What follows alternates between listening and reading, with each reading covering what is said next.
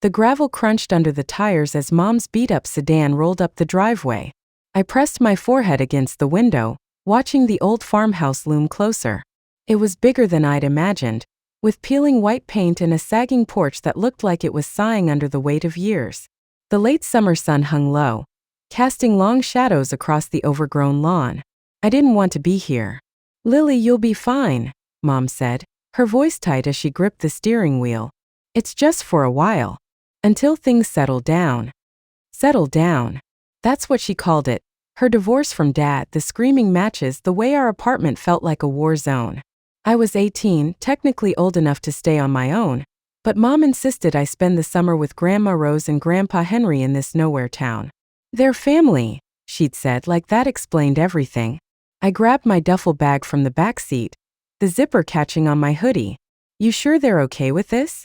I haven't seen them since I was like 10. Mom's smile was forced. "Rose is thrilled. Henry's quieter, but he's fine. Just give them a chance."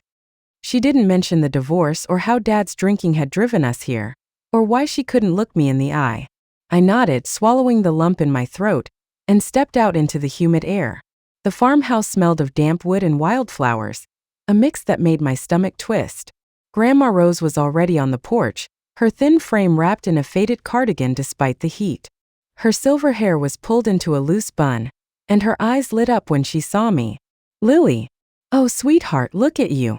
She hurried down the steps, pulling me into a hug that smelled of lavender and old books. Her arms were strong but shaky, like she was holding on too tight. "Hi, Grandma," I mumbled, hugging her back. Her warmth felt real, but there was something fragile in it, like she might break if I let go. Mom waved awkwardly from the car. "I'll call you tomorrow, okay? Be good." Before I could answer, she was backing out, gravel spitting under the tires. I watched her taillights disappear, feeling like she just abandoned me in a stranger's world. Rose took my bag, her hands trembling slightly. "Come on, let's get you settled. Henry's inside, probably tinkering with something." The house creaked as we stepped through the door, the air thick with the scent of polished wood and something sweeter, like old perfume. The living room was cluttered with knickknacks, porcelain figurines, faded doilies, a grandfather clock that ticked too loudly. A framed photo on the mantel caught my eye. A young woman with dark hair and my cheekbones, smiling softly. She looked like me but older, her eyes carrying a weight I didn't understand. "That's Clara," Rose said, her voice soft. She touched the frame, her fingers lingering. "Henry's first wife. My dear friend." I nodded, unsure what to say. Mom had mentioned Clara once or twice, saying she died in a car accident before I was born. Rose's tone made it clear the subject was heavy, so I let it drop. "Where's Grandpa?" I asked, glancing around. The house felt too quiet, like it was holding its breath. "Out back probably," Rose said, leading me up a narrow staircase. "He likes his shed. Keeps him busy." My room was at the end of the hall, small but cozy, with a quilted bedspread and a window overlooking the fields. Rose set my bag down, her smile faltering. "You look so much like her," she murmured, almost to herself. "Like who?" I asked, though I already knew. She blinked as if waking up. "Oh, nobody. Just you're growing up so fast." She patted my arm and hurried out, leaving me alone with the creaking floorboards. Dinner that night was quiet, the kind of quiet that presses against your eardrums. Rose had made chicken and dumplings, the kind of comfort food that should have felt warm but didn't. Henry sat at the head of the table, his broad shoulders hunched, his gray hair thinning but still combed neatly. He hadn't said much since I arrived, just a gruff "good to see you," when Rose introduced us. His eyes, though pale blue and sharp, kept flicking to me like he was studying a puzzle. "Pass the salt, Lily," Rose said, her voice too bright.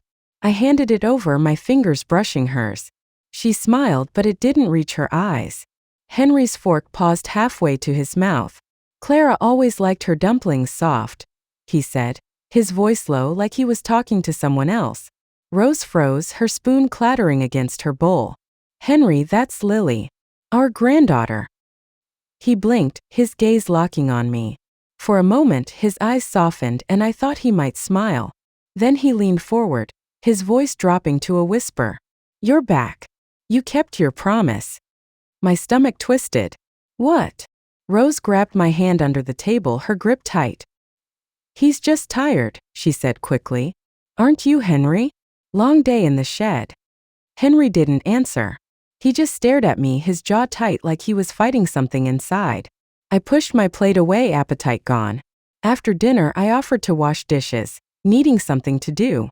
Rose stayed close, scrubbing pots with a ferocity that didn't match her frail frame. He doesn't mean it, she said, not looking at me. He gets confused sometimes. It's the grief. Grief for Clara? I asked, keeping my voice soft. She nodded, her hands stilling in the soapy water. She was everything to him. When she died, part of him went with her. I wanted to ask more, why he'd called me Clara, why his eyes looked so haunted, but Rose's face was a closed door. I dried the last plate and mumbled good night, escaping to my room. The next few days fell into a rhythm. Rose kept me busy with chores, watering the garden, folding laundry, dusting the endless knickknacks. She talked a lot, mostly about the town or her prize roses, but never about Clara. Henry stayed in his shed most of the time, emerging only for meals. When he did, he watched me, his silence louder than words. I started exploring the house when they were asleep. It was old, full of locked doors and forgotten corners. One night I found myself in the attic, the air thick with dust and that same sweet perfume. A trunk sat in the corner, its lock rusted but sturdy. Inside I found a silk scarf, a pressed flower, and a stack of letters tied with a ribbon. They were addressed to Clara, in Henry's slanted handwriting. I opened one, my heart pounding. My darling Clara, you're my forever. Don't ever leave me. The words were sweet but desperate, like a plea. I stuffed the letter back, feeling like I'd trespassed. The next morning, Rose caught me coming down from the attic. What were you doing up there? She asked, her voice sharp. Just looking around, I said, avoiding her eyes. She softened, but her hands twisted together. Some things are better left alone, Lily. For all our sakes. I nodded, but her words only made me more curious. Who was Clara, really? And why did Henry look at me like I was her ghost? It was a week later when it happened. I was in the kitchen, chopping carrots for Rose's stew, when Henry came in. His boots were muddy, his face flushed from the heat. He stopped in the doorway, staring at me. Not at me, though, through me. Clara, he said, his voice rough. You're here. I set the knife down, my hands shaking. Grandpa, it's me. Lily. He stepped closer, his eyes wild. Don't lie to me.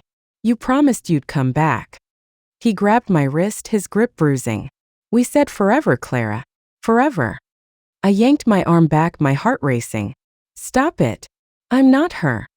Rose burst in, her face pale. Henry, enough. She wedged herself between us, her hands on his chest. Look at me. This is Lily. Our Lily. Henry blinked, his shoulders sagging. For a moment he looked like a lost child. Then he turned and shuffled out, muttering to himself. Rose's hand shook as she smoothed her apron. Are you okay? She asked, her voice barely a whisper. I nodded, though I wasn't. My wrist throbbed and my chest felt tight. Why does he do that? Rose didn't answer right away. She busied herself with the carrots, her movements jerky. He loved her so much, she said finally. When she died, it broke him. I wanted to scream that it wasn't an excuse, that his hands on me felt wrong, but Rose's eyes were wet, and I couldn't hurt her more. Instead, I mumbled something about needing air and fled to my room. That night I couldn't sleep. The house creaked, and every sound felt like Henry's footsteps. I kept seeing his eyes, the way they lit up when he said her name. Clara.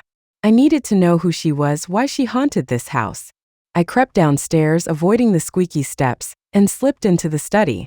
Rose had mentioned Clara's things were stored there. For safekeeping. The room was small, lined with bookshelves and a desk covered in papers.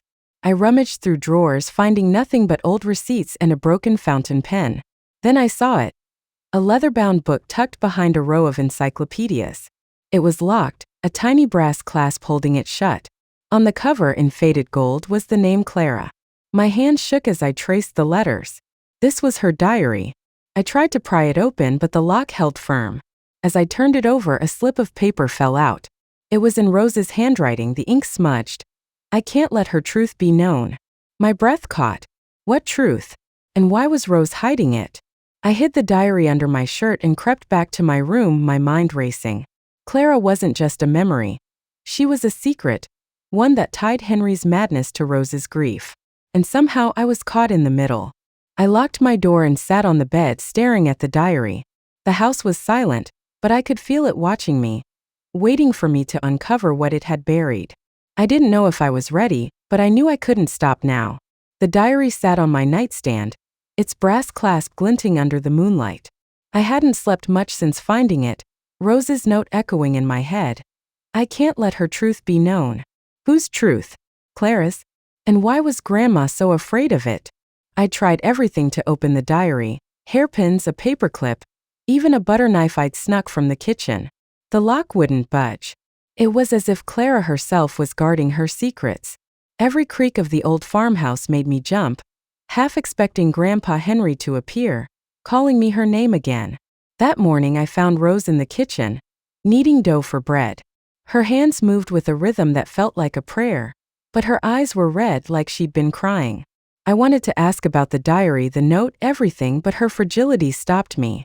Instead, I grabbed a mug of coffee and sat at the table, the diary's weight heavy in my mind. "Sleep okay, sweetheart?" Rose asked, not looking up. "Yeah," I lied. "You?" She nodded, her hands pausing.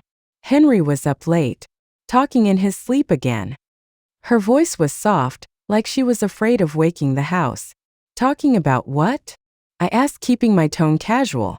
She hesitated, then forced a smile. "Oh, just nonsense. Old memories." I sipped my coffee, burning my tongue. Old memories didn't make Henry grab my wrist, didn't make him look at me like I was a ghost. I wanted to push, to demand why she let him act like that, but the words stuck in my throat. Rose was all I had here, and I didn't want to break her. After breakfast, I slipped back to my room, determined to crack the diary. I sat cross-legged on the bed, the book in my lap, and tried a nail file this time. The clasp was stubborn, but I felt it give slightly, a faint click that made my heart race. I was close. I needed to know what Clara had written, what truth Rose was hiding. A knock on the door made me jump. I shoved the diary under my pillow just as Rose poked her head in. "Lily, I'm heading to the market. Need anything?" "No, I'm good," I said, forcing a smile. "Where's Grandpa?" "In his shed, as usual." She paused, her eyes searching mine. "You'll be okay here?" I nodded, though my stomach twisted. Being alone with Henry wasn't high on my list, not after last week. Rose lingered like she wanted to say more, then left. I heard the front door creak shut, then the rumble of her old truck. I went back to the diary, my hands shaking. The nail file slipped, scratching the leather, but the clasp held. I cursed under my breath, tempted to smash the thing open. Instead, I tucked it into my backpack. Maybe I could find a locksmith in town, or someone who knew about Clara. The day passed quietly, too quietly. Henry stayed in his shed, and I kept busy weeding Rose's garden, the sun hot on my neck. I kept glancing at the shed, its door half open, tools glinting inside. Henry was a shadow moving back and forth, muttering to himself. I couldn't hear the words, but the rhythm felt wrong, like a song stuck on the wrong note. By late afternoon, Rose was back, unloading groceries with a forced cheerfulness. I helped her carry bags, watching her closely. She was hiding something, I was sure of it. The way she avoided my eyes, the way her hands shook when she mentioned Henry. It was more than grief. At dinner, Henry was quieter than usual, his eyes fixed on his plate. Rose chattered about the market, the price of tomatoes, anything to fill the silence. I pushed my peas around, my mind on the diary. I needed to get Rose alone, to ask about Clara without Henry there. "Grandma," I said when Henry stepped outside for a smoke, "can I ask you something?" She froze, her dishcloth twisting in her hands. "Of course, sweetheart. Who was Clara, really? I mean, you said she was your friend, but there's more, isn't there?" Her face paled, and for a moment I thought she'd cry. "Clara was special," she said finally. "She lit up a room, you know? Everyone loved her. Henry most of all. But why does he—" I stopped, choosing my words. "Why does he think I'm her?" Rose's eyes darted to the door, like she was afraid Henry would hear. "He's just confused, Lily. Losing her, it broke him. He sees her in you because you're so alike. Your smile, your hair." I touched my hair, dark and wavy like the woman in the photo. "But that's not normal, Grandma." He grabbed me. He scared me. Her hands trembled and she reached for mine. I'm sorry, sweetheart. I'll talk to him. He doesn't mean it. I pulled my hand back, frustration bubbling up. Why do you let him do it? Why don't you stop him? She flinched like I'd slapped her. I'm trying, Lily. I've been trying for years. Before I could push further, Henry came back, the smell of tobacco clinging to him. He didn't look at me, just sat down and started eating again. Rose's face shut down and I knew the moment was gone. That night I couldn't stay still. The diary was burning a hole in my backpack, and Henry's silence at dinner felt like a storm waiting to break. I waited until the house was quiet, the clocks ticking the only sound, then crept downstairs. I needed answers and I wasn't waiting for Rose to give them. The study was dark, the air heavy with that sweet perfume. I pulled the diary from my bag and sat at the desk, using my phone's flashlight. I tried the nail file again, my hand steadier this time. The clasp clicked, then popped open. My breath caught. I'd done it. Before I could open the cover, the floor creaked behind me. I spun around, heart pounding. Henry stood in the doorway, his silhouette filling the frame. His eyes were wide, his face flushed. Clara, he whispered, stepping closer. You're here. You came back. I stood, clutching the diary. Grandpa, it's me. Lily, please. He didn't hear me. He moved faster than I expected, his hand closing around my arm. Don't leave me again, he said, his voice breaking. You promised. I tried to pull away, but his grip tightened, his fingers digging into my skin. Let go, I shouted, panic rising. The diary slipped from my hand, hitting the floor with a thud. Henry's eyes followed it, and for a moment he froze. Then he grabbed it, holding it like it was sacred. You kept this, he murmured. You kept our secrets. I backed toward the door, my heart hammering. I'm not Clara. I'm Lily, your granddaughter. He looked up, his eyes wild. No, you're her. You have to be. Before I could run, he grabbed my other arm, pulling me toward the basement door. It was always locked, but he had a key, and in seconds we were stumbling down the dark stairs. The air was cold, damp, smelling of mildew and metal. He pushed me into a corner, his hands shaking but strong. Stay here, Clara, he said, his voice soft now, almost tender. We'll fix this. We'll be together. I screamed, but the basement swallowed the sound. He was fumbling with something. A box of papers, old letters. I wrote these for you, he said, pulling out a stack of envelopes. Every day you were gone. I pressed myself against the wall, my mind racing. Grandpa, please. Look at me. I'm Lily. He didn't hear me. He was reading one of the letters, his voice trembling. My darling Clara, I'll wait forever. Tears streamed down his face, and for a moment I felt a pang of pity. Then his grip tightened again and fear took over. I don't know how long we were down there, minutes, maybe hours.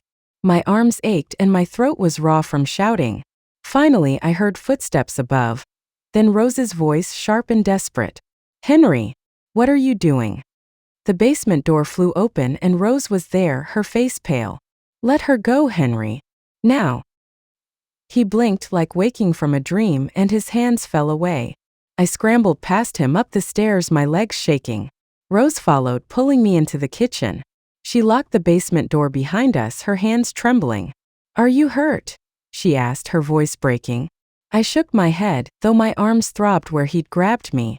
Bruises were already forming, dark and ugly. Why didn't you stop him? I whispered, tears burning my eyes. Rose sank into a chair, her face crumpling. I didn't know he'd. I thought he was getting better. Better, I snapped. He locked me in the basement, Grandma. He thinks I'm Clara.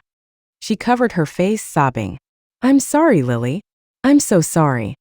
I wanted to yell, to demand why she let him stay, why she didn't protect me. But her tears stopped me. She looked so small, so broken. I grabbed the diary from the floor and ran to my room, locking the door behind me. The next morning I couldn't face them. I told Rose I was going for a walk and took my bike to town, the diary in my backpack. The town was small, just a main street with a diner, a hardware store, and a library that looked like it hadn't been updated since the 80s. I headed for the library, figuring they might have old newspapers, something about Clara's accident. The librarian, An older woman with gray curls and a name tag that read Evelyn smiled as I walked in. "You must be Rose's granddaughter," she said. "You look just like her." I froze. "Like Rose?" She hesitated, her smile fading. "No, I mean, well, you remind me of someone. What can I help you with?" "I'm looking for old newspapers," I said. "From the 80s. Anything about a car accident." Her eyes narrowed, but she nodded. "We've got microfilm in the back. Come on." She led me to a dusty machine and showed me how to load the film. I scrolled through headlines, my hands sweaty. Finally, I found it. "Local woman dies in tragic crash, July 1983. The article was short, saying Clara Marie Dawson, age 28, died when her car veered off the road into a lake. No witnesses, no foul play suspected. A photo showed her smiling, her dark hair identical to mine. But then I saw something else. A smaller article buried deeper in the film. Questions surround local woman's death. It hinted that Clara's crash might not have been an accident. A neighbor claimed she'd seen Clara arguing with someone the night before, and the police had found a note in her car, though its contents weren't disclosed. The word suicide wasn't used, but it hung in the air. I printed the articles, my hands shaking. Suicide? Rose had never mentioned that. Neither had Mom. I looked up at Evelyn, who was watching me closely. "You knew her, didn't you?" I asked. Evelyn sighed, her face softening. "Clara was a bright light, but she carried a lot of pain. Some things are better left buried, child." I wanted to argue, but her tone stopped me. I thanked her and left, the articles burning in my backpack. If Clara's death wasn't an accident, what did that mean for Henry? For Rose? Back at the house, I avoided Henry, who was in his shed again. Rose was in the garden, her hands deep in the soil. I wanted to confront her, to show her the articles, but her hunched shoulders made me pause. She looked like she was carrying the world. Instead, I locked myself in my room and opened the diary. The clasp was loose now, the pages yellowed but intact. Clara's handwriting was neat, almost delicate. The first entry was dated June 1982, a year before her death. "Henry's love is suffocating," she wrote. "He watches me like I might vanish. I can't breathe in this house anymore." I closed the diary, my heart pounding. Clara hadn't been happy. She'd been trapped just like I felt now. And whatever truth she'd left behind, Rose didn't want it found. Subscribe this channel. The diary was my lifeline now. Its yellowed pages a map to a truth I wasn't sure I wanted to find. After the basement, I kept it hidden under my mattress, only pulling it out when the house was still.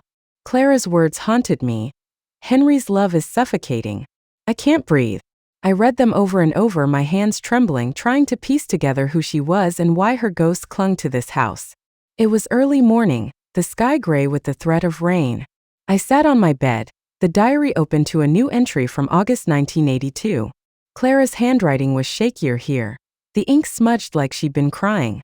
"He follows me everywhere," she wrote. "Last night, he locked the door when I tried to leave. He says he loves me, but it feels like a cage. I met someone else, someone who sees me. I don't know how to tell Henry." My breath caught. Someone else? An affair? The newspaper clipping I'd found hinted at an argument the night before Clara's crash, maybe even a suicide. Was this other person part of it? And a later entry from September made my stomach drop. "I'm pregnant. It's not his. I'm scared he'll find out." I closed the diary, my heart racing. Clara had been trapped, just like I felt now, and her secret had been bigger than I'd imagined. Did Rose know? Did Henry? I needed to talk to Rose to make her face the truth, but the thought of her tears stopped me. She was already so fragile, and I was tearing her world apart. Downstairs, Rose was at the stove stirring oatmeal. The kitchen smelled of cinnamon, but the air was heavy, like the house itself was holding its breath. Henry was in his shed, thank God. I hadn't seen him since the basement, and I wasn't ready to face those eyes, the ones that saw Clara instead of me. "Morning, sweetheart," Rose said, her voice too bright. She hadn't mentioned the basement, hadn't apologized again, but her hands shook as she poured me a bowl. "You sleep okay?" "Not really," I said, sitting at the table. The diary's weight pressed against my mind, Clara's words echoing. I couldn't keep this to myself anymore. "Grandma, we need to talk." Her spoon paused, hovering over the pot. About what? I took a deep breath, my hands clenched under the table. About Clara. About what I found. Her face paled and she set the spoon down, her movements slow. Lily, I told you, some things are better left alone. No, they're not. My voice was sharper than I meant and she flinched. I softened, but I didn't back down. I found her diary, Grandma. I read it. She wasn't happy. She was scared of Henry. She was pregnant. With someone else's baby. Rose's hand flew to her mouth, and for a moment I thought she'd faint. She sank into a chair, her eyes wide with something like fear. You shouldn't have that, she whispered. Where did you find it? In the study. Behind the books. I leaned forward, my voice low. Why didn't you tell me? Why are you hiding her? I'm not hiding her, Rose snapped, then caught herself. Her voice broke. I couldn't save her, Lily. I tried, but I couldn't. She was so bright, so full of life, and then she was gone. I reached for her hand, but she pulled away, wrapping her arms around herself. What happened to her, Grandma? The newspaper said it might not have been an accident. Did she kill herself? Rose's sob was raw, like it had been trapped for years. Don't say that. Don't you dare say that. But it's true, isn't it? I pressed, my heart pounding. And Henry, he's not okay. He locked me in the basement, Grandma. He thinks I'm her. You can't keep pretending this is normal. She covered her face, her shoulders shaking. I know, she whispered. I know he's not right. But I love him, Lily. I've always loved him, even after everything. I thought I could fix him.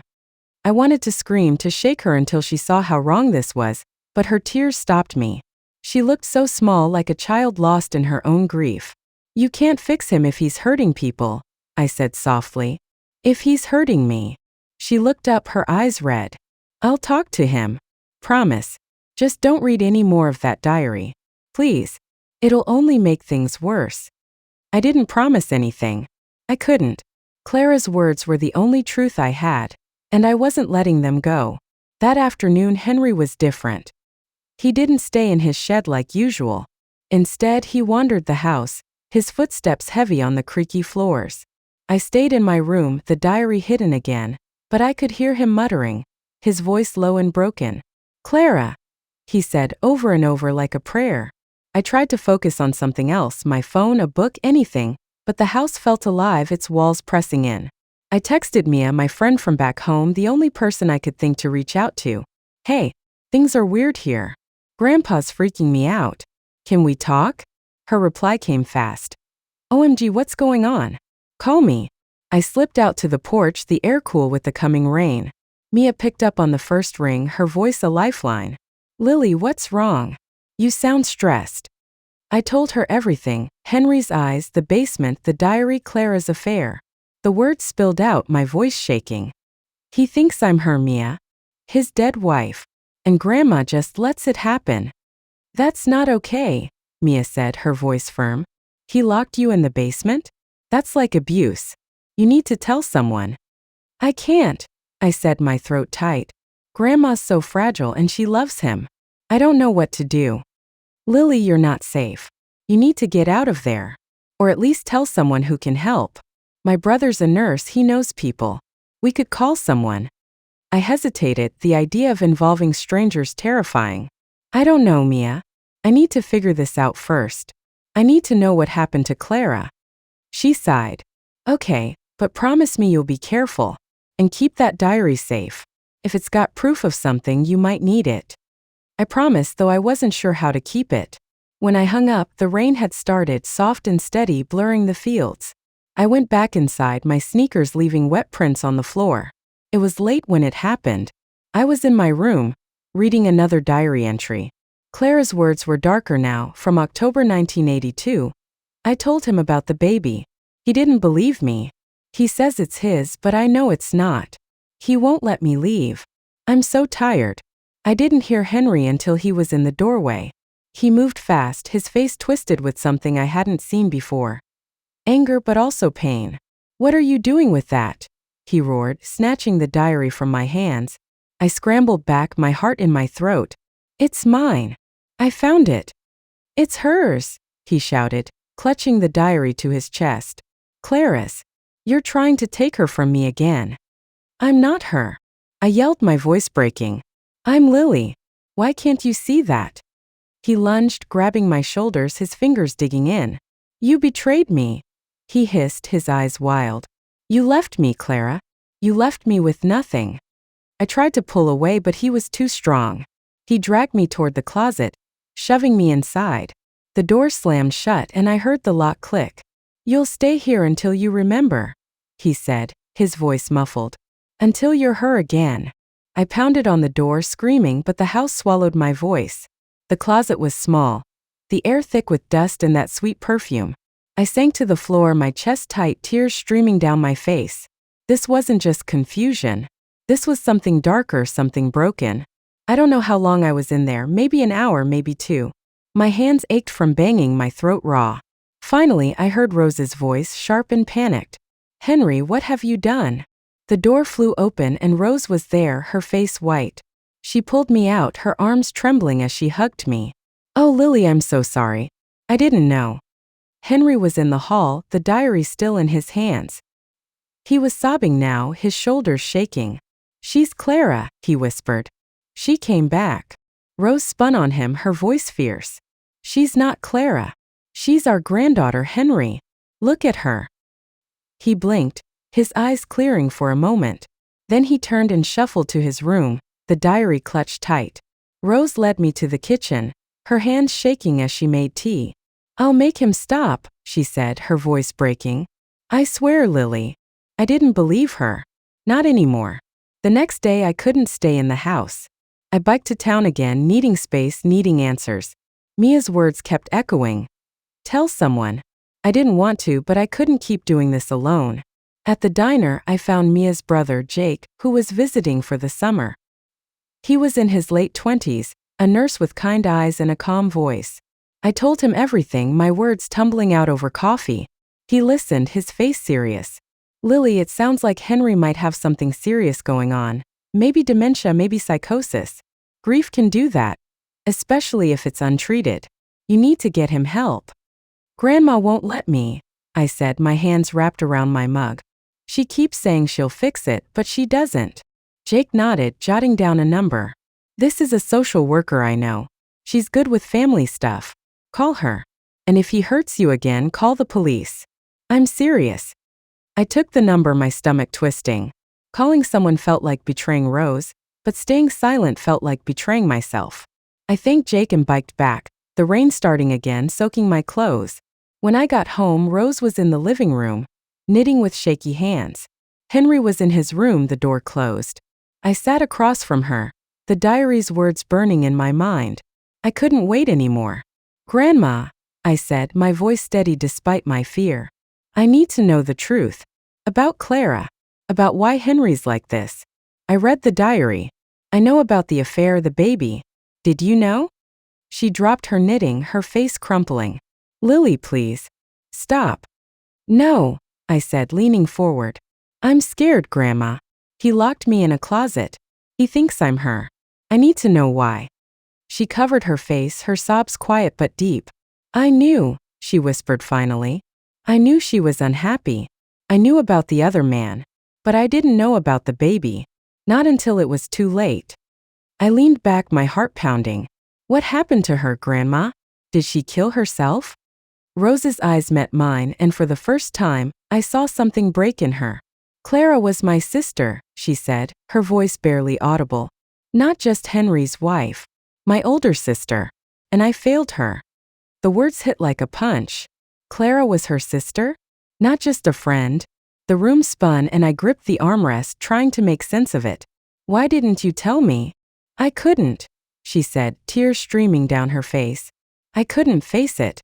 She was so unhappy and I didn't help her. When she died, I thought I could save Henry. I married him thinking love would be enough. But it wasn't. I stared at her, my mind reeling. Clara's diary, Henry's madness, Rose's grief. It was all connected. A tangled web of pain that had trapped me too. And now I was holding the truth, and it was heavier than I'd ever imagined. The words hung in the air. Heavy and sharp. Clara was Rose's sister. Not just Henry's wife, not just a friend, but her older sister. I sat frozen in the living room. The knitting needles Rose had dropped lying tangled on the floor. Her face was a map of grief. Eyes red, mouth trembling.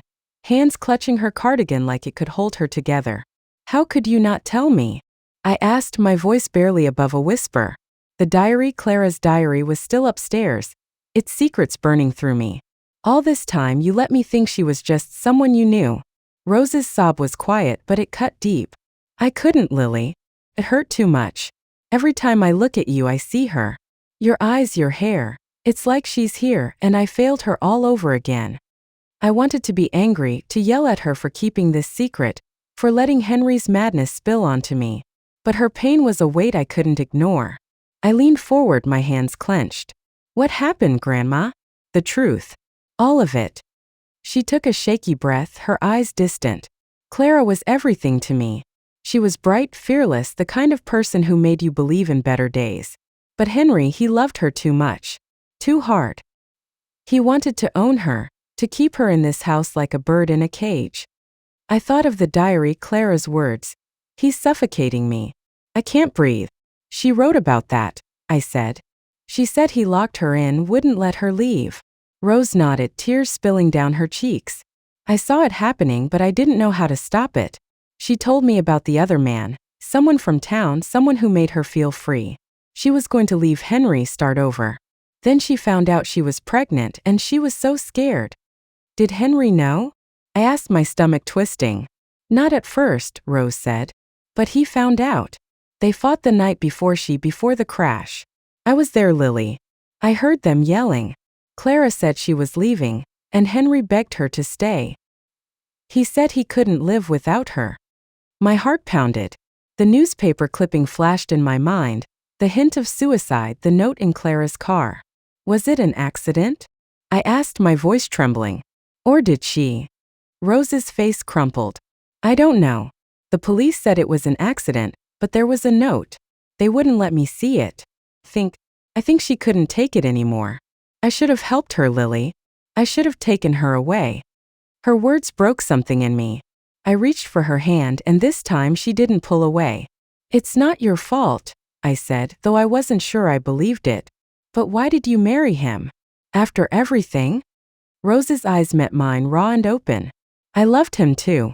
Not like Clara did, but in my own way. After she died, he was so lost. I thought I could save him, that my love would be enough. So I stayed, and we got married years later. But I was wrong. I couldn't fix what was broken." I leaned back, my mind reeling. Clara's death, Henry's grief, Rose's guilt. It was a knot I couldn't untangle. And now I was part of it, caught in Henry's delusion that I was Clara reborn. "He's hurting me, Grandma," I said softly. "He locked me in the closet. In the basement. You can't keep pretending he's okay." She nodded, wiping her eyes. "I know. I'll do something, Lily. I promise." But her promises felt empty.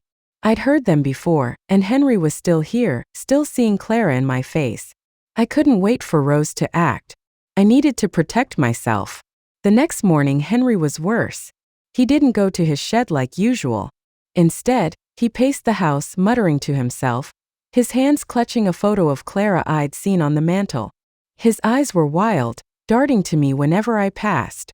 "You're here," he'd whisper, then turn away like he was arguing with himself. I stayed out of his way, sticking close to Rose. She was quieter now, her movements slow, like she was carrying a new weight. I wanted to believe she'd keep her promise, but the house felt like a ticking bomb. Every creak, every shadow made me jump.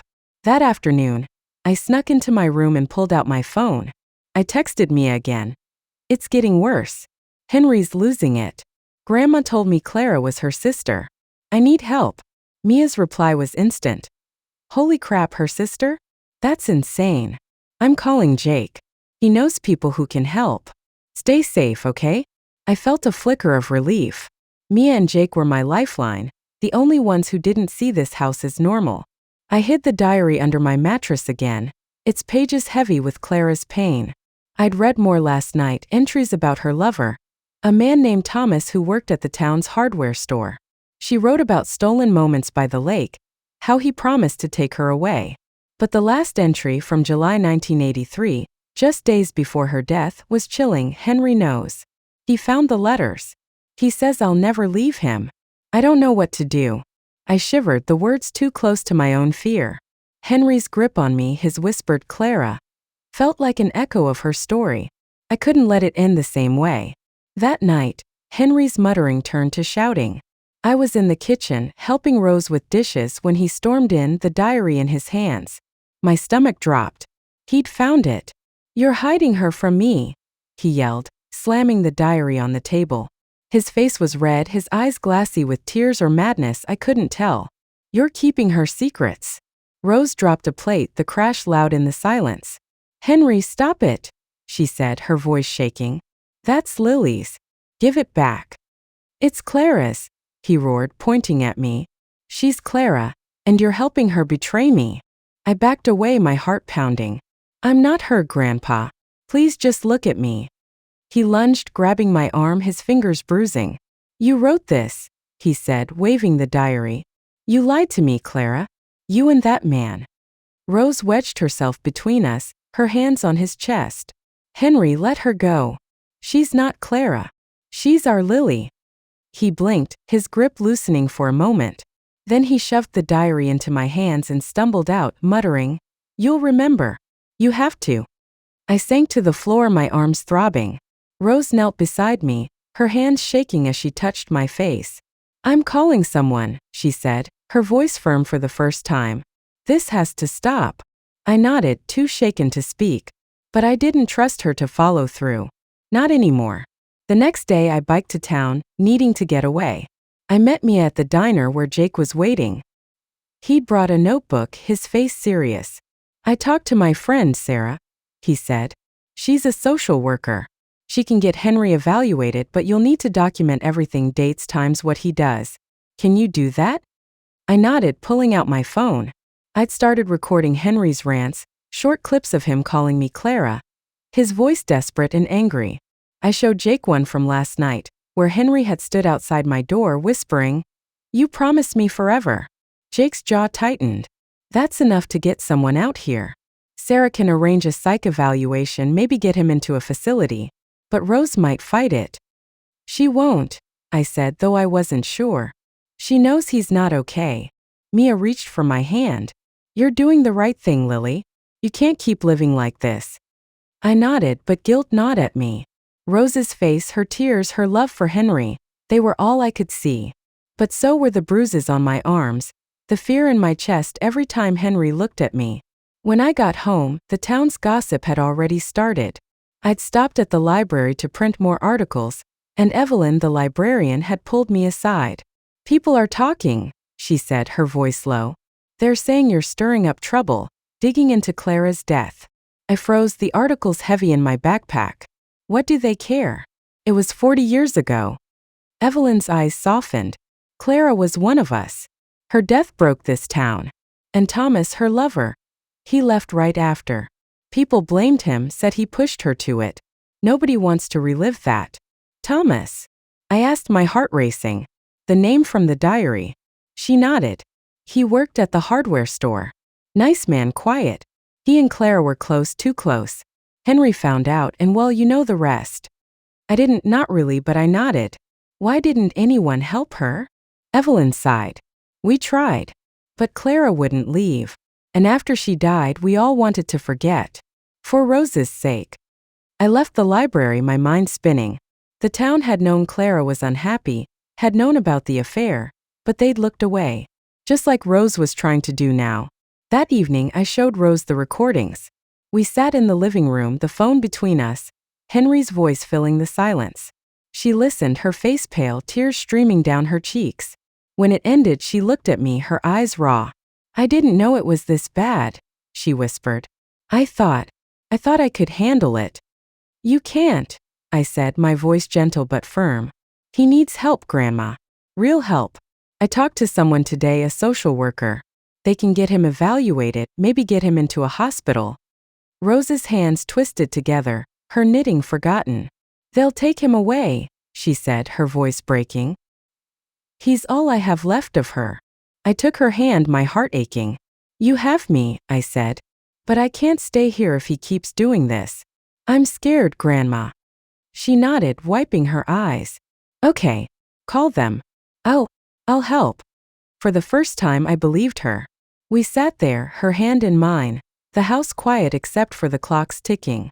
It felt like a truce, fragile but real. But the next morning everything changed. I woke to Rose's scream, sharp and panicked. I ran downstairs, my heart pounding, and found her in the kitchen, clutching a piece of paper. Her face was white, her eyes wide with fear. He's gone, she whispered, handing me the note. It was in Henry's shaky handwriting. I'm going to find Clara. I'm sorry. I stared at the words, my stomach dropping. The diary was gone from under my mattress. The front door was open, the air cold and damp. Henry was out there, lost in his delusion, and I had no idea where he'd gone, or what he'd do when he didn't find her. Subscribe this channel, friends. The note trembled in my hands, Henry's shaky handwriting blurring through my tears. I'm going to find Clara. I'm sorry. The words were a knife, cutting through the fragile hope I'd clung to. Grandpa Henry was gone, lost in his delusion that I was his dead wife, Clara, Rose's sister. The diary was missing too, taken from under my mattress. The house felt empty, its creaks louder in the early morning silence. Rose stood in the kitchen, her face pale, her hands clutching the edge of the counter. He can't be far, she whispered, more to herself than to me. He doesn't drive anymore. He's on foot. Where would he go? I asked, my voice hoarse. My heart pounded, a mix of fear and guilt. I'd pushed Rose to get him help, shown her the recordings of his rants, called the social worker. Had I driven him to this? Rose's eyes were distant, searching some memory I couldn't see. The lake, she said finally. Clara loved the lake. It's where she died. My stomach twisted. The newspaper clipping from Chapter 2 flashed in my mind. Clara's car veering into the lake, the hint of suicide. If Henry was looking for her, that's where he'd be. We have to go, I said, grabbing my jacket. Now. Rose nodded, her movements jerky as she pulled on her boots. I'll call Evelyn, she said, referring to the librarian who'd known Clara. She can help us look. I hesitated, remembering Evelyn's warning to leave the past buried. But we didn't have a choice. Henry was out there and every second felt like a countdown. I grabbed my phone and texted Mia. Henry's gone. Heading to the lake. Call Jake. Her brother, the nurse, might know what to do if we found Henry in a bad state. The air outside was cold, the dawn gray and heavy with mist. Rose's truck rattled as we drove, the road to the lake winding through fields and woods. She gripped the wheel, her knuckles white. I should have done something sooner, she murmured. I let it get this bad. I wanted to comfort her, to say it wasn't her fault, but the bruises on my arms, fading but still there, kept me silent. Henry's hands, his voice calling me Clara, his locking me in the basement and closet, they were scars I couldn't erase. We'll find him, I said instead, my voice steady. And we'll get him help. The lake was a half-hour drive, its surface still and silver under the morning light. It was smaller than I'd imagined, surrounded by tall grasses and willows that drooped like mourners. A dirt path led to a wooden dock, weathered and sagging. My heart sank as I spotted a figure at the end of it. Henry, his broad shoulders hunched, his gray hair catching the light. Henry! Rose called, scrambling out of the truck. I followed, my sneakers slipping on the wet grass. The air smelled of mud and something sweeter, like the perfume that clung to Clara's things. He didn't turn, just stared at the water, clutching the diary. She's here, he said, his voice soft, almost tender. Clara's waiting. Rose stopped short, her hand on my arm. Let me talk to him, she whispered. Stay back. I nodded, but my chest was tight. Henry's eyes were distant, his face calm in a way that scared me more than his anger. I pulled out my phone, my hands shaking, and started recording. If something happened, we'd need proof, for the social worker, for Rose, for me. Henry, Rose said, stepping onto the dock. It's me. Rose. Come back to the house. He shook his head, his fingers tracing the diary's cover. She's here, Rose. I saw her. She came back to me. She's gone, Rose said, her voice breaking. Clara's been gone for 40 years. That's Lily, our granddaughter. You're scaring her, Henry. He turned then, his eyes finding me. For a moment I thought he saw me, Lily, not Clara. Then his face twisted, and he stepped closer to the water's edge. "You're wrong," he said. "She promised me forever." I couldn't stay silent. "Grandpa, it's me," I said, stepping forward despite Rose's warning. "I'm not Clara.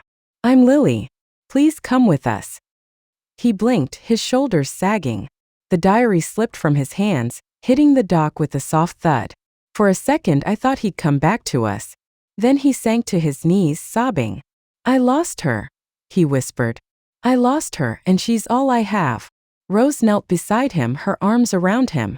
"You have me," she said, her voice thick with tears. "You have Lily. We're here, Henry."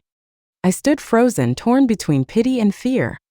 He looked so broken, so small, but the memory of his hands on me, his voice calling me Clara, kept me rooted.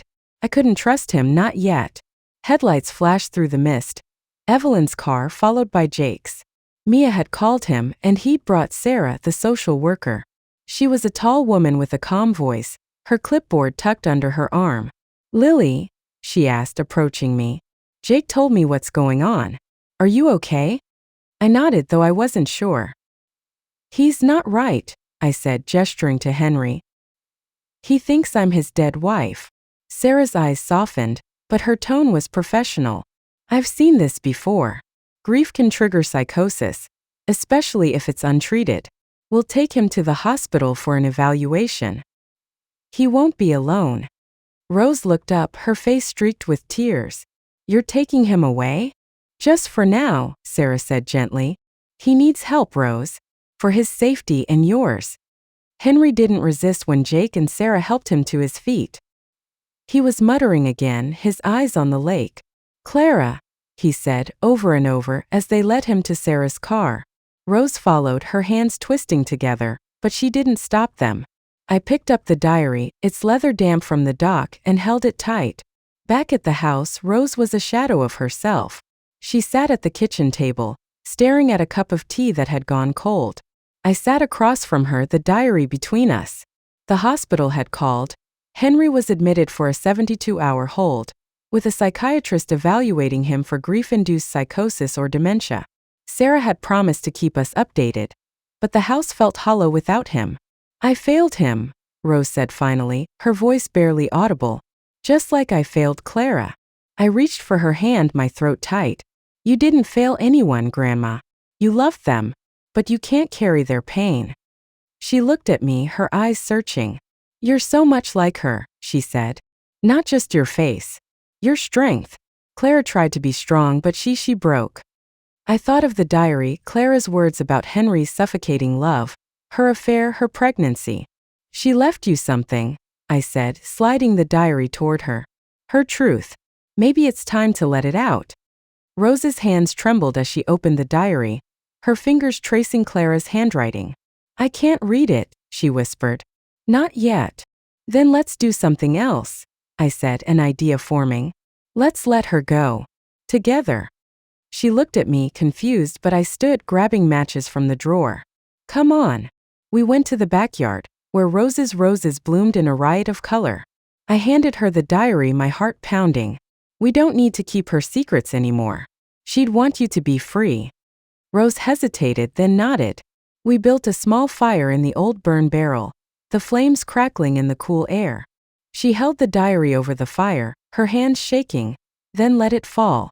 The pages curled, blackened, and turned to ash, Clara's words rising with the smoke. Rose sobbed, but her shoulders were lighter, like a weight had lifted. "I loved her so much," she said, her voice raw. "I thought keeping her secrets would keep her with me." I hugged her, my own tears falling. "She's still with you, but you don't have to carry her pain." The next week was a blur. Sarah called daily, updating us on Henry. The psychiatrist confirmed psychosis, likely triggered by decades of untreated grief, possibly worsened by early dementia. He was on medication now, and they were recommending a long-term care facility. Rose visited him every day, holding his hand, talking to him even when he didn't respond.